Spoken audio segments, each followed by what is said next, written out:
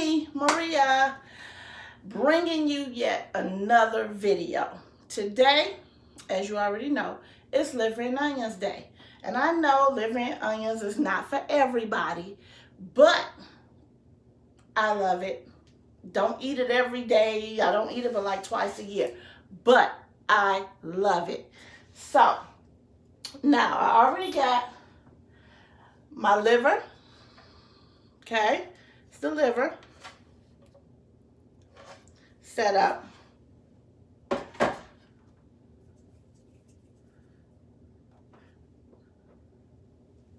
Flour. I got it in a cup measurement, but I may not need all of it. I just didn't want to have not enough. Seasonings.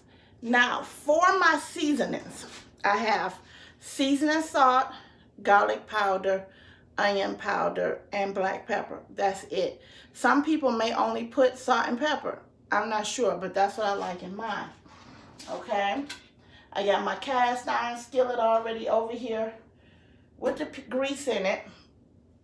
So when I get ready to fry the liver, it's already ready. Now, this is what I want to show y'all when it comes down to liver. Now, I'll wash my hands, but I want y'all to see this. Now, right here, you see this? You don't want that. You don't want that. You want to cut that out of there. I always cut these meat, gristly, you know, I don't know, like a gristle in there. I cut those out. You don't want that. You'll be gnawing on that all day. You don't want that. Okay? Let me wash my hands. You don't want that. So you want to cut that off. And then season up. Okay? And got my infamous bleach water. Always got to have that. Okay, so what I'm going to do is cut this part off of the liver. Let me bring y'all just a smidget closer. I want to not too close now.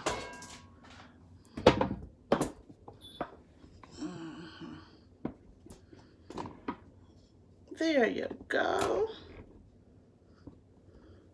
You don't have to look at me all the time. I know. Okay, so let me put this here. And I'm going to get this liver. And I'm going to cut that little, like I said, that little gristly part off of there. Muscle, I don't know what it is, to be honest. But I know it ain't something I want in my liver. So put that there. See, I got a little piece right here. Cut all of that up. You know, liver has a very distinctive taste. It's not for everybody. This is true. And a lot of people don't, you know. But when I was growing up, hey, this is what I grew up on. Even as a child. You know, I had my McDonald's and everything like everybody else. Hold on. But I grew up on good eating, you know, homemade soup, things of that nature. Okay, let me flip these over, make sure I don't have any more with that gristly bone in it. All right. So that's enough of that. Put that over there. Wash my hands off.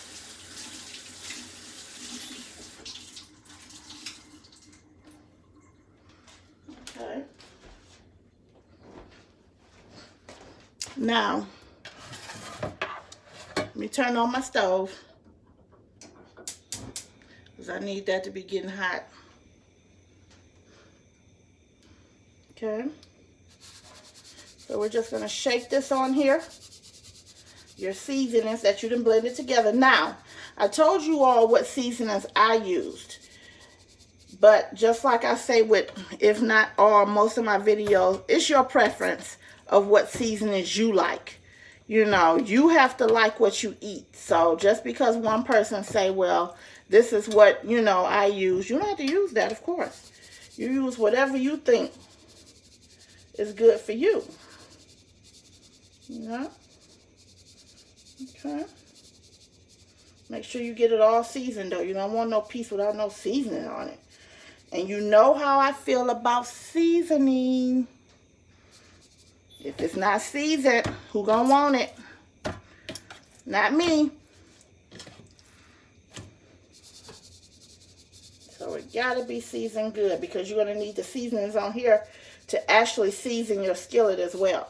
And I still got a little bit of that seasoning left over. Okay.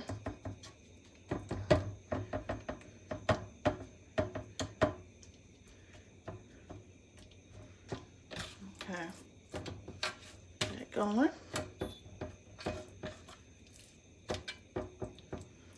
Alrighty, so I got that going. Let me wash my hands one more time.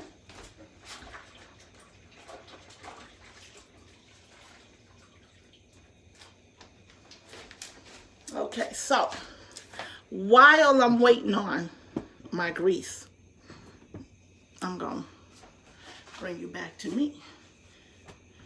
So I know everybody's up on what's going on with R. Kelly. And to me, it's really just really a sad situation. I feel sad. You know, it's bad. You know, I hate to see so many men. I really, you know, I know it's black men. I get so tired of seeing the negativity, you know, the downfall of the black man. You know, it's sad, it's hurtful, you know, but at the end of the day, you're a grown man, you know. You have to be responsible for the decisions that you make in life. You know, I just feel like, and I know some other people feel as well, that this is stemming from the past situations that he had, you know what I'm saying, years ago. And then by this coming out, it just connected the two. And that's the way it is. He don't want it that way, but that's the way it is. To me, it's like the people are saying, okay, you did what you did, you know, or didn't do what you didn't do, you know, 20, 30 years ago, whatever it was. And people were probably willing to just let it go, move on. You still had your people that was like, nope, not going for it, not happening. But people still support it. It's clear. Or else he wouldn't have had as long a career as he has. He didn't have this long career because people weren't still going to his concerts, weren't still buying his music, uploading his music, all of that stuff. Okay, so let's not act like the past didn't happen and you still have a R. Kelly CD in your house, in your car right now as we speak. You know, although, let's not get it twisted. What he did, if he did it, absolutely wrong. Period. You know, but I feel bad. You know, right now I'm going to sprinkle a little bit of this flour on my liver. I'm really just coating it just a little bit, just so I can get a little, you know, fry on my liver. No, not too much. You know what I'm saying? I just want enough just to be able to put and coat that skillet. You're not really drenching it in your flour, okay? And you probably noticed I didn't beat it. I did not beat this liver to make it tender. Because when you put that liver in that gravy, and I'm going to make a gravy, that's another reason I have so much flour as well. I got my onions for that gravy. I'm going to put the rest of the seasonings that I have in that gravy as well, just so it don't be bland. Period. Okay.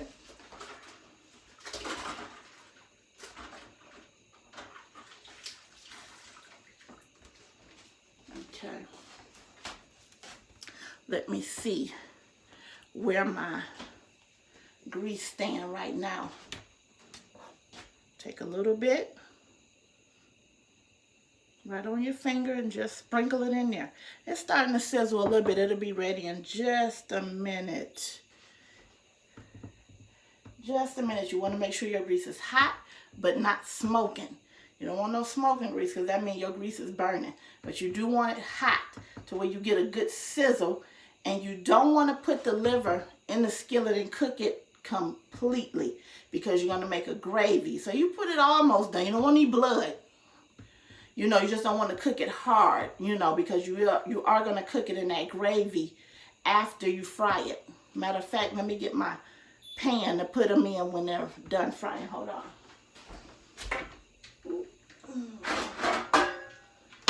Okay. Give me a little pan, a little paper towel.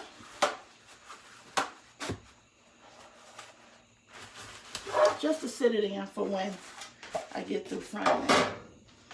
Now, let me check it one more time. It's ready. I'm getting a good fry. Here.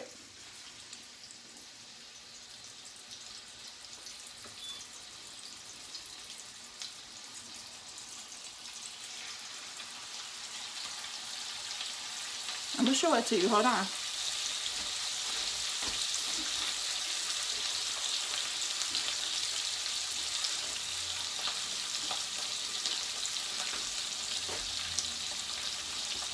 Don't move. Be right back.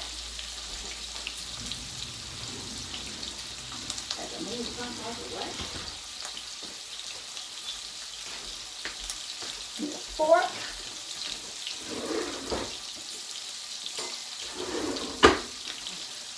Yeah, but I'm just so sad with it. I really am. You know, he's guilty, he's guilty. It is what it is. But I'm just sad because we need our men. We need our men in this world. You know what I'm saying? They need uplifting. They need mental health checks. Everybody, you know, it's just bad. I'm just, you know, you see somebody that done went through something as a child, and then you knew that as a child, a person never got the help that they needed. They grow up with problems. You know what I'm saying? And I can only say that because I was a child who grew up, and from a child, I lost my mother when I was 14, okay? And we're going to another time and day when I'm talking on, you know, more of a background on that type of situation and so forth. But I lost my mother when I was 14. I lost my father when I was 17. I don't have any siblings whatsoever, not a one, just me. So when my mother passed, I went and I stayed with my auntie. Now, you know, your family open their doors to you, you know, and try to help you and so forth. But you can always tell, it's like, you know, I need you to hurry up, and this situation got to hurry up and change, you know, because I got to get back to my family, you know what I'm saying? So I stayed with my auntie, and while I was with my auntie after my mother passed, my father was sick, okay? So he would still come back and forth, take me to school, all of that, but he was sick. You know what I'm saying? And he ended up passing in 87. My mother passed in 84. My father passed in 87. Okay? And now, mind you, when my mother passed, nobody came to see about me. No family member came and said, Maria, come on. We're going to get you. You need to go take some counseling, have some stuff done, you know, so I can talk to somebody. Like I said, I don't have any siblings. So that didn't get done. And I don't know whether it's the black community or is it, you know, other ethnics as well. I'm not sure. But it was as if, okay, your mother passed, so all right, you're good. My auntie, she came, and you know, like I said, she raised me, and then shortly I stayed with my father right before he passed, okay? But after my father passed, we had the funeral, just like my mom. We had the funeral, everything. It was like, okay, bye. Now I'm 17. I never was over my mother passing. So now I done started to slip into having PTSD. I didn't know it at the time. Okay? Did not know it at the time. But I did. Okay, so I lost my father, 17 years old. I had to raise myself. You know, and I made a lot of mistakes because of that. Because like I said, nobody came and said, Maria, let's get you to counseling. Let's talk to somebody to make sure you're mentally okay. And I'm surprised I'm still here. You know, I thank God that I never, for one, never got mad at God. Never was like, why did you take my, those are his kids. You see what I'm saying? So if he felt like it was their time, it was their time. And I'm just glad I was blessed enough to mentally be able to go on. That's what I thought. You know, I'm thinking I'm going on every day. Everything's good, you know, boom, boom. You know, you have your setbacks. You hear a certain song or whatever the case might be. But that was that, you know, period. Nobody came and sat with me, did nothing. They just left. And I was able to live on my own from the age of 17. Oh, I forgot. Then I had a baby at 17. I got pregnant when I was 16, had a baby at 17. You know, so now I'm raising a baby. I lost both my parents. And I'm still just out here. You know, I'm going day by day. I'm doing what I'm supposed to. I'm living. I'm paying bills. I'm going to work. I'm so forth. But I'm still not right. But I don't know that because I've never sat back and talked to anybody.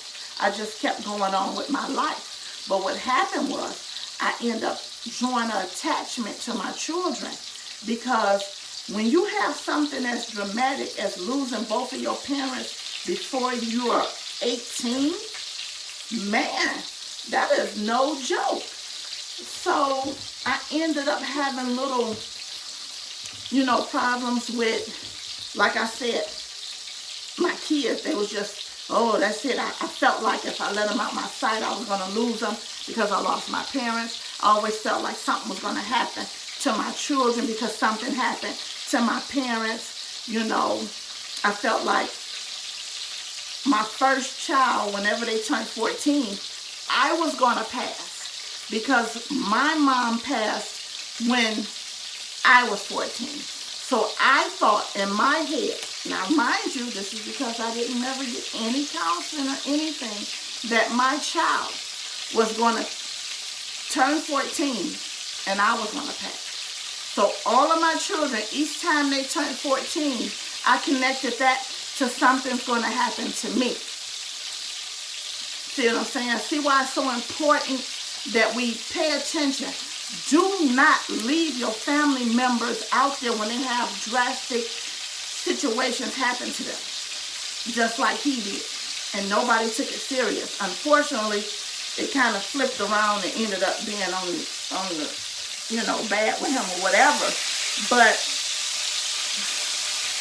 I ended up just having to cling on to them because I was too scared I was going to lose them. My second child, when he was born, I thought when he turned 14, I was going to die. My third child, when he was born, yeah, I'm still saying he because it's 3 he's. He was born, I thought I was going to die. With my fourth son, when he turned 14, I thought I was going to die. All of that because I just attached that death to everything dealing with my age at the time. You see what I'm saying? So when I made it to where now all my kids are above 14, so I was like, oh, okay, you know, I'm okay. Everything's fine with that. But at the same time, I didn't know that I had grew such an attachment. I was scared for them to go anywhere, do anything, because I thought they were going to get hurt or get killed, you know. So I just think that we need to take mental illness a little bit more seriously. Pay attention to your family. Pay attention to what they're saying to you. Because a lot of family talk to you, you know, and not directly.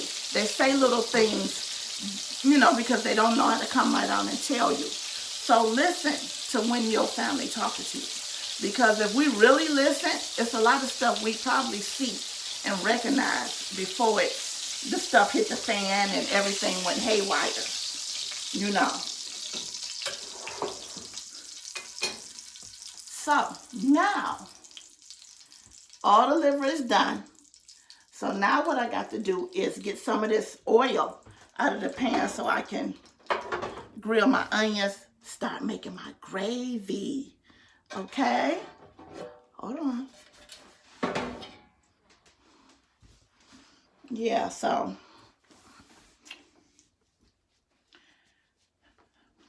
we have to do better. We must do better. You know what I'm saying? We have to pay more attention to our family members. Seriously, because there's no way as a 14-year-old. Now, mind you, too, when my mother passed when I was 14, that was my first time dealing with death. Seriously. Personally, like flat up front and personal. Like, that was the first time I had dealt with death. You know what I'm saying? Seriously. So, to me, that was pretty dramatic. But I guess because I was able to go on with life, go to school, finish school, I didn't drop out, I didn't, you know, turn to anything negative, go to the streets, this, that, and the other, everybody assumed I was okay. And I'm going to be honest with you, I didn't even know I wasn't okay. I just now found out I wasn't okay somewhere about my 30s, mid-30s, somewhere up in there. I realized that there was a problem connected with the things that I do. You know, when it came down to my kids and so forth, you know, with their connections and being so bonded with them, because that's all I have. For one, I don't have any parents, so all I had was my children, no siblings either. So, you know, and I'm sure he took some of whatever he dealt with and happened to him in his life. He grew up, he was able to maintain, as you can see, he held on, which he done told us quite a few times, a 30-year. He'd been in the industry 30 years. He done gave us 30 years of his life. So he was able to go on with all that drama that happened in his life. For 30 years, he was able to be a businessman, you know, and he did, I'm sorry, he did an immaculate job, you know what I'm saying, with all his music. Like, I don't know an album he made that went flop. I don't know. It might have been a song or two that you couldn't get with. I don't deal with that. But the man was a genius when it came down to that. You know what I'm saying? I heard they were saying he was illiterate or couldn't spell or read or whatever the case might be. Well, he knew enough to either get somebody to do it for him or figure out how to do it himself. He didn't get here where he at right now because he was stupid. I don't think so. I really don't. He did stupid stuff. But, so right now I'm just grilling the onions. Okay? You want to get those not all the way done, but done enough to where you done knocked off most of the crisp. I don't know. Let me get some more vegetable. I'm going to add a little bit more oil. Matter of fact, I'm just going to pour a little bit of this that I poured off of it back in the skillet. Just a little.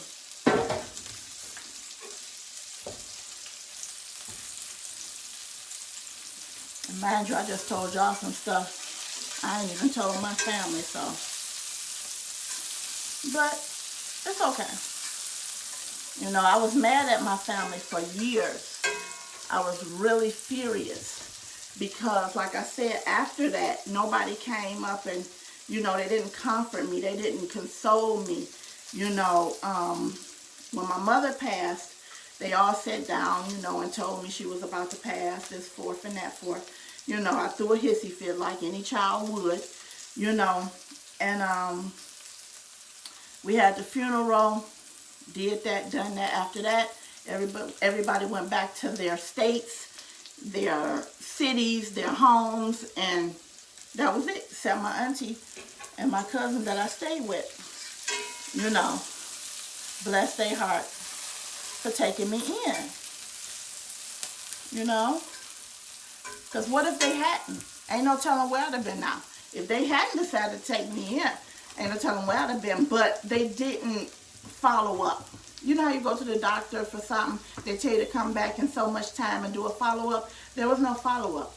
It was like, okay, your mama passed, we love you, hugs, kisses, you okay, peace out. You know, and I went on. Now my onions is about done. So I'm going to add me a little flour. Get that up in there, let that flour cook up in there. Okay. Look here, look here, look here. Let me show y'all. See? There you go. Just let that flour marinate on them onions. And then what I'm going to do is get some hot water. Hot water. When you're doing gravy, you use hot water. At least that's how I was taught. I wasn't taught to do gravy with cold water. I just was taught to do it with hot water.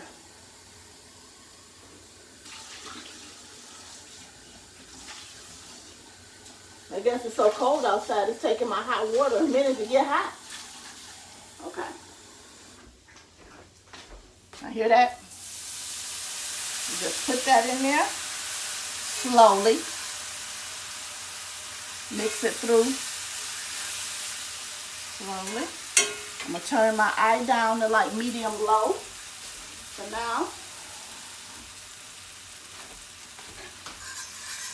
Yeah, so I was really upset for quite some time, you know. So, and then after dealing with, had not been able to really become over my mother's passing, my father passed. Now, and I don't know, like, back in the day, they didn't have the same HIPAA laws and things that they have right now, because let me tell you how they told me, the hospital told me my father passed. Now, I'm 16. No, I was 17.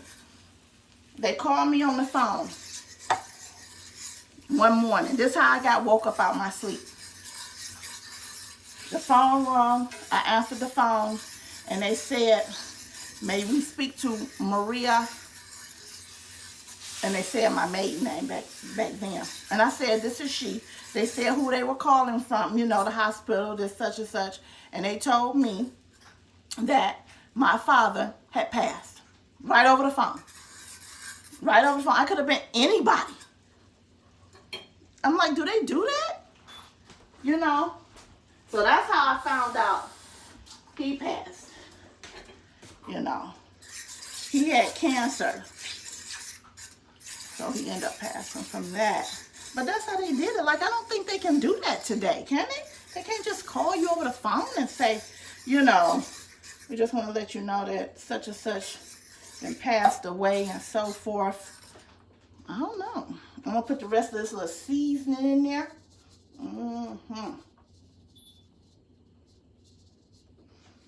Add that little seasoning. Now, you still got the seasoning from your liver, too. And I don't like my liver too thick. I mean, my gravy too thick. I like for my gravy to be a little creamy, not too thick.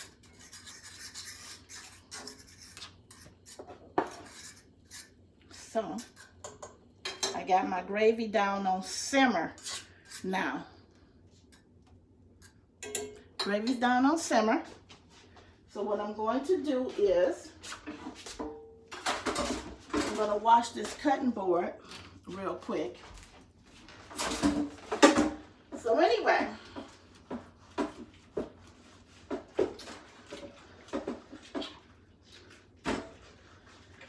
after they told me that my father passed over the phone,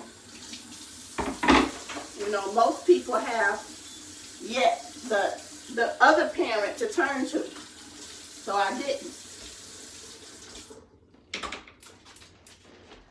Once again, family came around, prepared you know, for the funeral, did A, B, and C. You know, we went to the funeral, went to the cemetery. And they was like, love you. Didn't see. I had one cousin, I love her to death. She's always been in my life and stayed there with me and made sure I was okay all the way to today. But that was it. Now for me, I always cut mine up. And here we go. Liver. I always cut it up into little pieces and put it right over into that gravy. And I let that simmer. Now mind you, this is not tough. You know what I'm saying? This ain't tough. Look, matter of fact, I don't even have to cut it. It's just breaking apart right now. And it ain't even set in the gravy and cooked. Once it go in this gravy is going to tenderize it. And it smells so good in here right now. See what I mean? I didn't cook it all the way. But it's no blood because it's going to continue to cook inside of this gravy. Okay?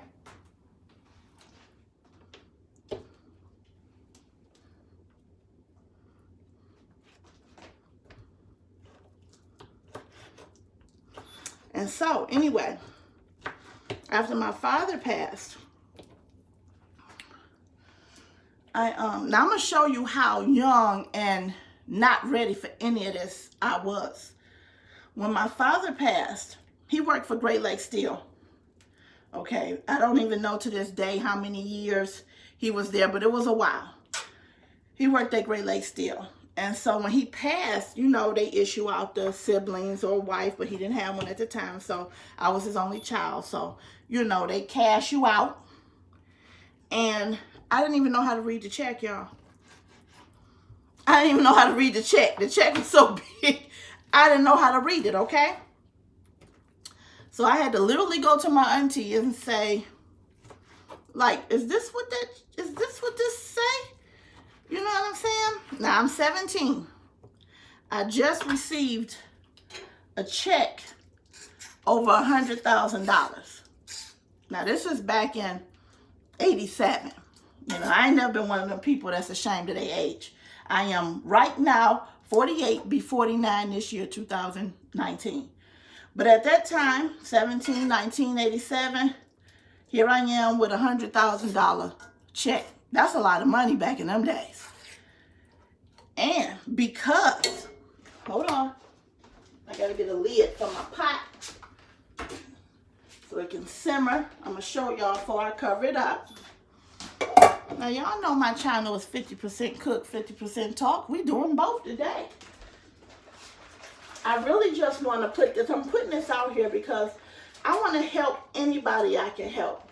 Because when it comes to mental illness and dealing with it myself personally, I just want people to know that when it comes down to it, we need to be there for our family and pay attention, listen, really listen, you know, because they don't always come flat out and say stuff. They kind of just spit and spurt different things out here and there, behavior-wise, this, that, and the other, you know. So, I got my gravy up in there. Let me show y'all again. Hold on. See that? Just chopped it up in there. Not too much, you know.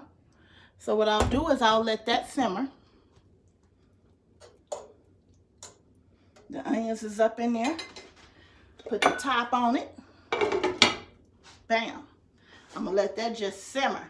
Chill. Don't need to mess with it. You know how I feel about when we put tops on stuff. And I'm about to do some rice. Did y'all see my rice video? So, what I'm going to do is actually move this.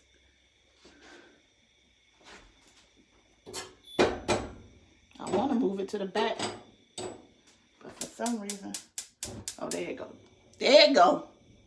So let me move this back.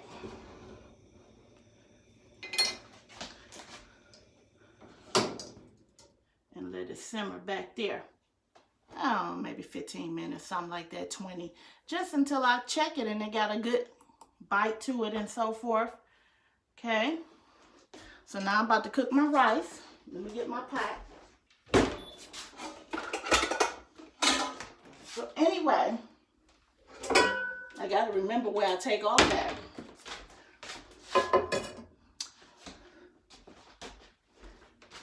I grew up mad at men because my father passed. So I had no respect for him. I was mad. I didn't have a father, so don't ask me why that pushed off on not liking men. I don't know what it was. I just had an anger of disrespect. And my father loved me. He didn't do anything to me, you know. Him and my mother separated and so forth. And, you know, he came by this, that, and the other every blue moon. And, you know, when he got closer to him getting sick, he still was taking me to school and this, that, and the other. He just wasn't a really affectionate guy. But I knew he loved me. That's for sure, because I got anything I wanted, you know. But I generated that into anger for men. Once again, if I've been getting counseling and family members had been, you know, talking to me and so forth, they'd have knew these things. They'd have knew it. But they ain't do it, so they didn't know it. So, and because of that, I didn't have no respect for relationships. I wasn't in relationships. I just didn't care. Thank goodness I grew up out of that. For real. I'm really thankful that I grew up out of that. Because that could have went all left. Hold on. Hold on. I got to get my butter for my rice. We're going to put that little bit in here, but a smidget left.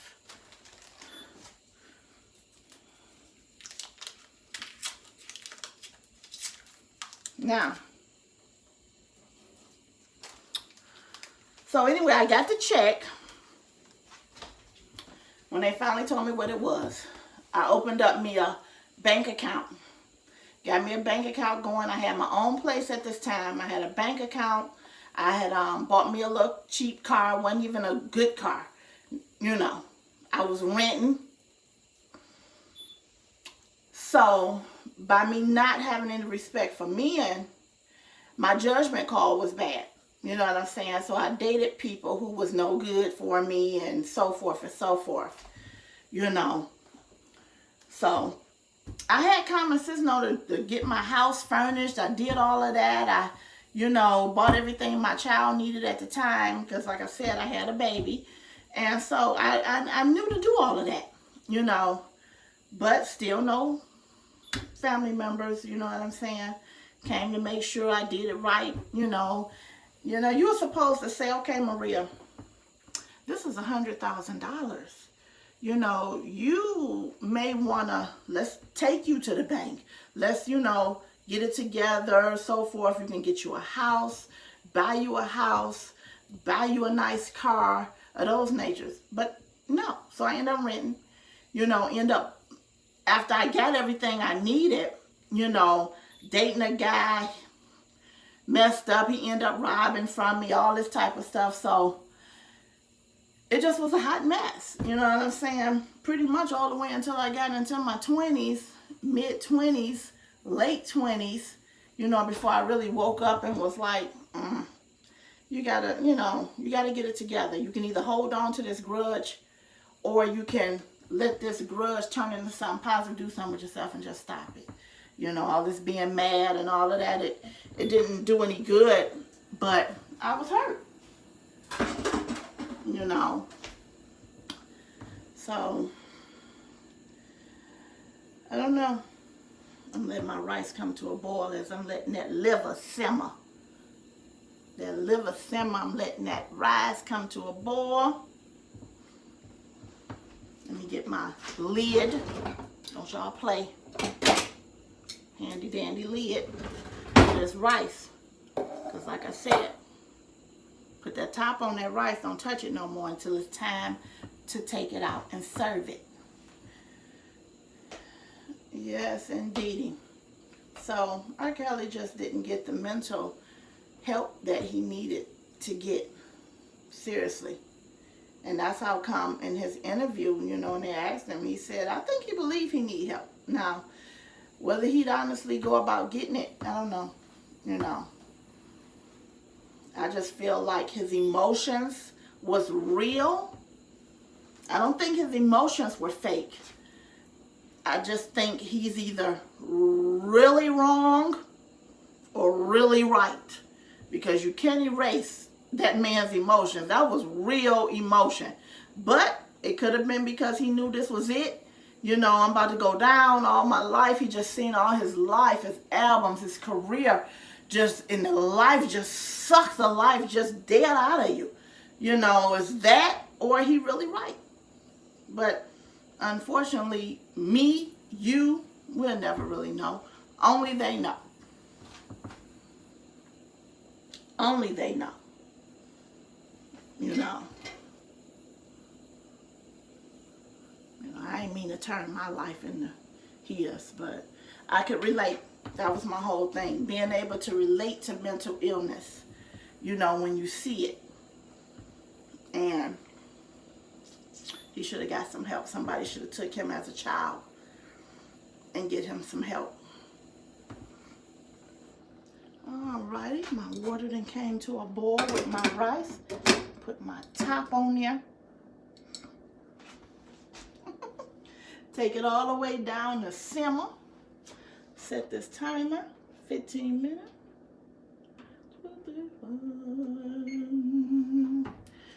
Yes. So, I'm going to just pray for him because that's what we're supposed to do. Pray for him, pray for his children, his family, you know, just prayer. Because just because somebody did something wrong, somebody did something that we would see as trifling or whatever the case might be, you're still supposed to pray for that person. Seriously. You know what I'm saying? So, I don't know. I just know that I wish that somebody would have did the same thing to me. And maybe a lot of things that happened in my life and that I went through may not have happened because I was getting the mental care that I needed. You know what I'm saying? Period. I didn't even know and let me be real honest. To this day, I still haven't went. I still have never talked to any, you know, social worker, psychiatrist, all that type of stuff. So, I don't know. You got to be aware of what's going on in our families. You know your family history, period. You know, my parents, I feel like, took a lot of things to the grave with them that I never got the opportunity to know. You know, I didn't know a lot of our history and this, that, and the other because I was so young when they passed. You know what I'm saying? But to have the first two people that you have to deal with death be your parents at such a young age, I just praise God that I'm here today. I really do. Because that could have went so left and so right. Seriously. You know. So left and so right. Okay, so what I'm going to do is I'm going to take a quick minute to one, give me something to drink.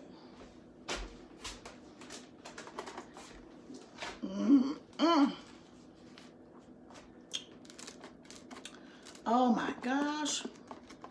Slurpee. 7-Eleven.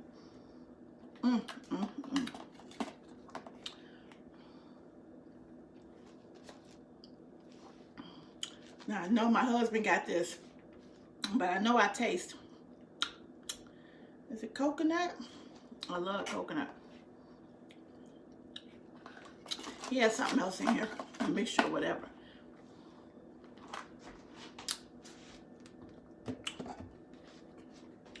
So, liver and onions. Let me check on my...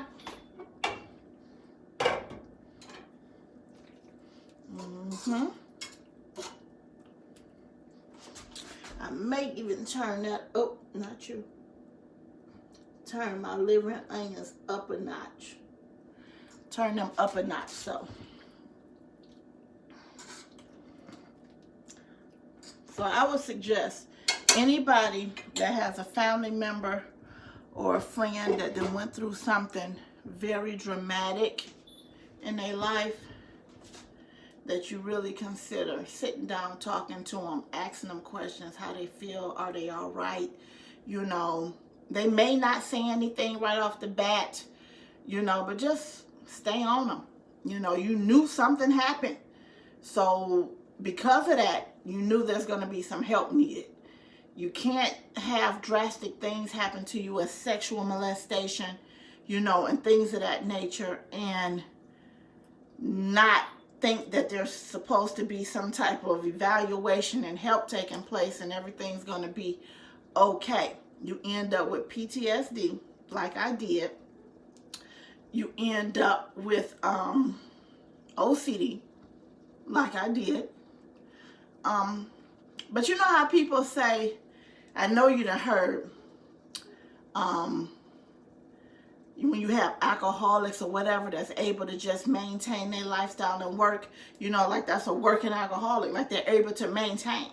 You know, I can drink every day and, you know, go to work too and nobody ever know. You know, I know how to hide it and so forth. A person with mental illness can hide that from you so good, it'll roll right over your head if you're not paying attention. Because they're not going to say stuff right off the bat. They're not going to come running to you with everything. You know what I'm saying? Sometimes, like I said, they want you to see and listen.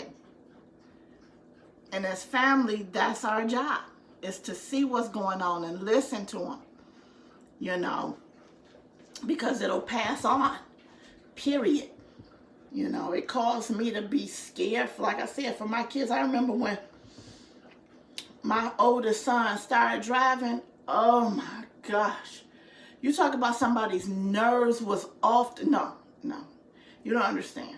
It wasn't like your normal, oh, I'm scared.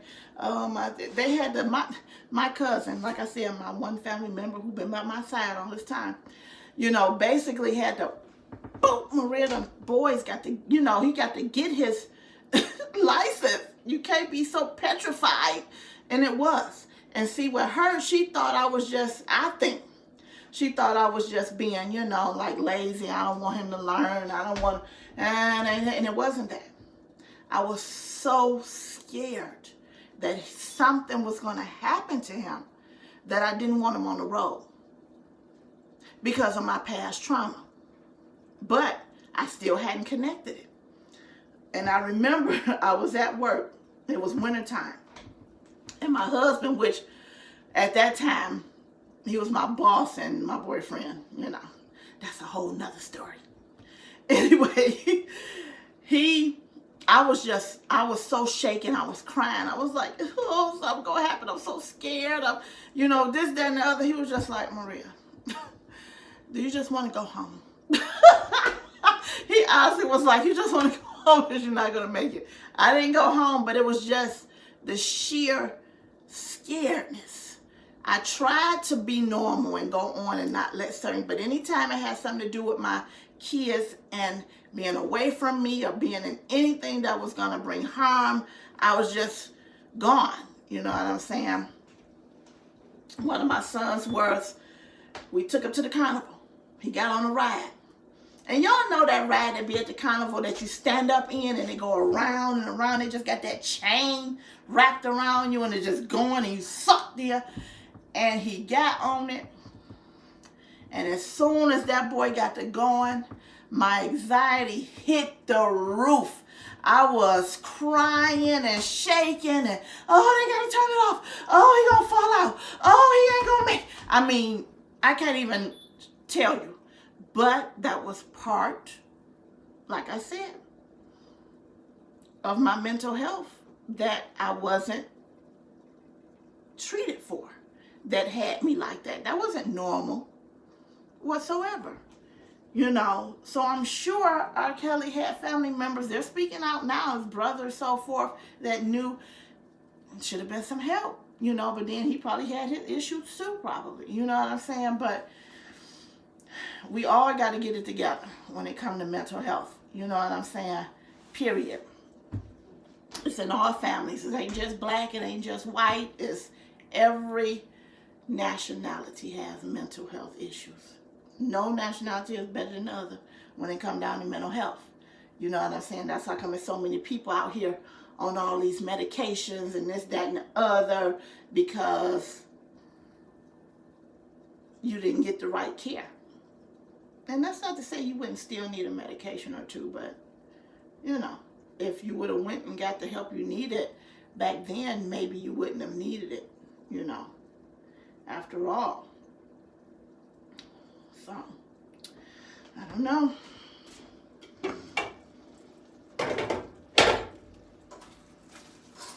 Oh, yeah. Let me show y'all. Let me show y'all. Look there. Look there. Oh, yeah. You see it. You see it. Creamy. Gravy. That's going to be some good stuff, y'all. I'm telling you. Let me see. Let me get a knife. Let me cut a piece. Tasha, get out of here. I don't understand what is done. No, she ain't supposed to be in this kitchen. I have to tell her all the time. Ooh, ooh. I just bit through that little piece. I mean, I just cut right through that. Look at there. I got to taste to see if it needs some more seasoning.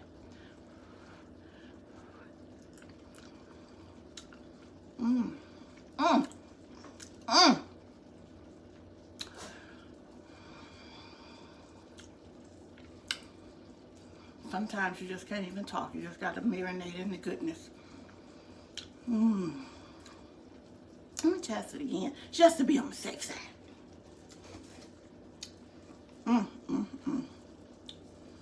Look at that, steaming hot.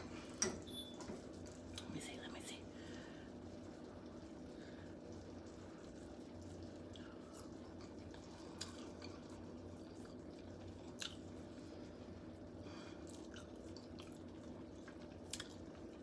It's gone. Ain't no toughness, none of that. This liver and onions, let me tell you something. If you can smell this house right now, I'm telling you.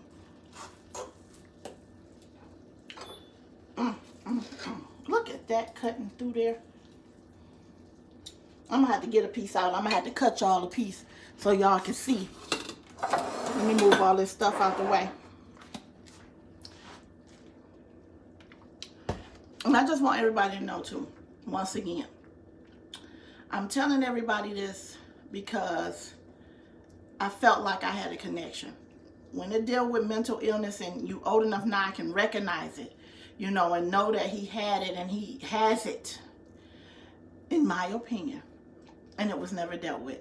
And I just want to do anything I can to help anybody that may be dealing with depression or anything of that nature. I don't really know. I might have went through depression. I think I did, along the lines of when I said I was mad at men and I was depressed and so forth. So, but yeah. Hold on.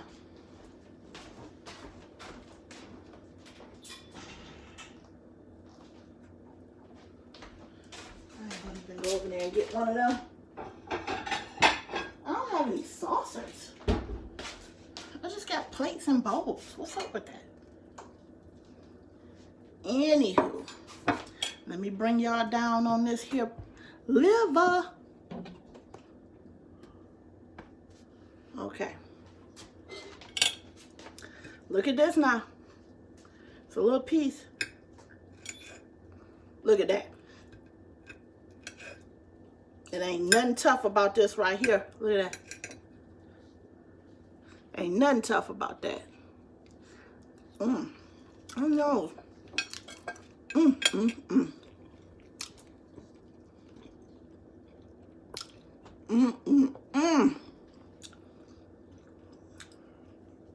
That is so good. I'm serious. That is so good. For real. So if there's anybody that was curious about liver, but just was eerie about doing it, try this. Try it. I try to tell my son, because I used to be like that. I'm like, I want it. Try it. Taste a little bit.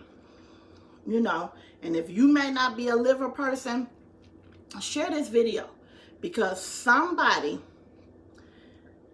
that might like liver but just don't know how to cook it, it may help them. You know, and I want people to always share my videos to help somebody else. It may not be something you need, but it definitely will help somebody else. Seriously. Especially this video. You know, it's so deep to my heart. I really would appreciate it if you would share this video. Seriously. Because if it's anybody out there that I could help to understand maybe some of the feelings and things they're going through or whatever, that's what I want to do. And still be happy about it. Okay? So, what I'm going to do is, because my timer is about to go off for this rice. And I'm going to plate it so y'all can see it. Then I'm going to let y'all go. But I'm going to at least wash out the other two. I know I just ate out of it, but it ain't going to be pretty.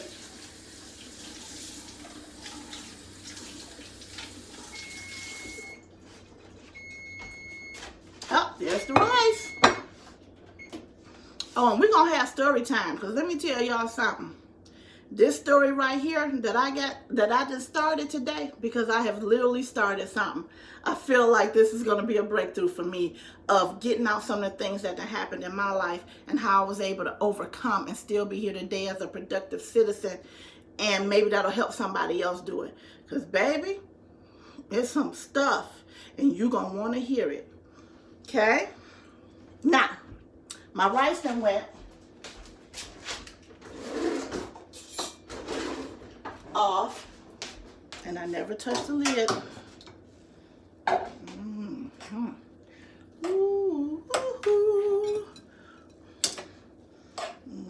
me put some of this right here.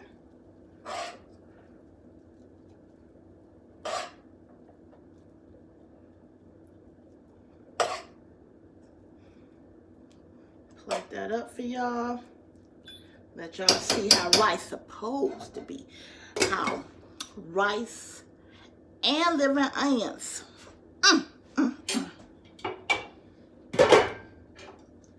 Hold on.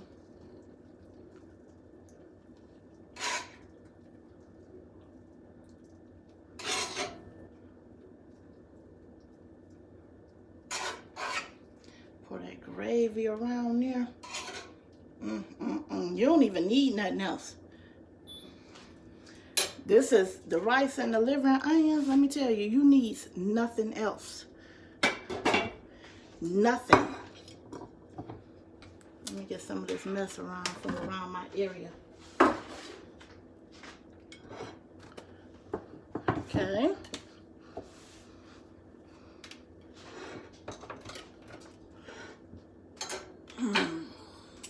Here we go. There you go, people. Liver, onions with gravy and rice.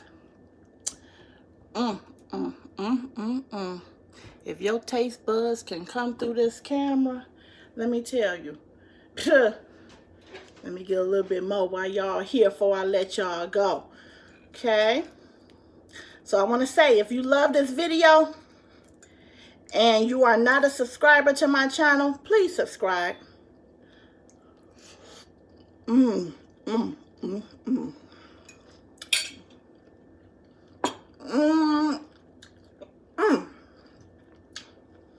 Share this video. Hit that notifications to see future videos so we can have more conversations, because it's going to get juicy. You're going to laugh. You're going to definitely cry. But sometimes you need a good cry. And we're going to get through this. And we're going to help somebody. That's what we're going to do. Okay, y'all. Thanks for watching, listening. Share this video. Help somebody. Love somebody. Bye.